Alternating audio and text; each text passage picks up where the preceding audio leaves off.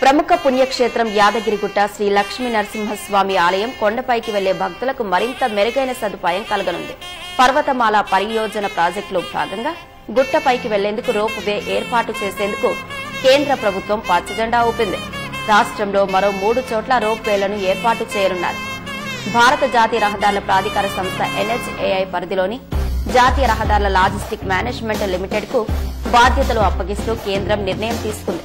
ఇందులో భాగంగా యాదగిరిగుట్ట శ్రీ లక్ష్మీ నరసింహస్వామి ఆలయానికి 1.1 కిలోమీటర్లు, నల్గొండలోని హనుమాన్ కొండకు 1.2 కిలోమీటర్లు, నాగార్జున కొండ నుంచి నాగార్జున సాగర్ డ్యాం వరకు 1.7 కిలోమీటర్లు, పెద్దపల్లి జిల్లా మంతెనలోని రామగిరి కోటకు 2.4 కిలోమీటర్ల మేర రోప్ వే ఏర్పాటుకు సన్నాహాలు చేయనున్నారు.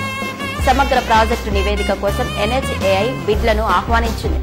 అక్టోబర్ 21 వరకు బిడ్ల సమర్పణకు అవకాశం కల్పించారు. కేంద్రం దేశవ్యాప్తంగా 200 రోప్ వేలను ఏర్పాటు చేయాలని నిర్ణయం తీసుకుంది. ఇందులో భాగంగా తాజాగా ఉత్తరాఖండ్లో 2, తెలంగాణలో 4 రోప్ వేలకు పచ్చజెండా ఊపి ప్రక్రియ ప్రారంభించింది.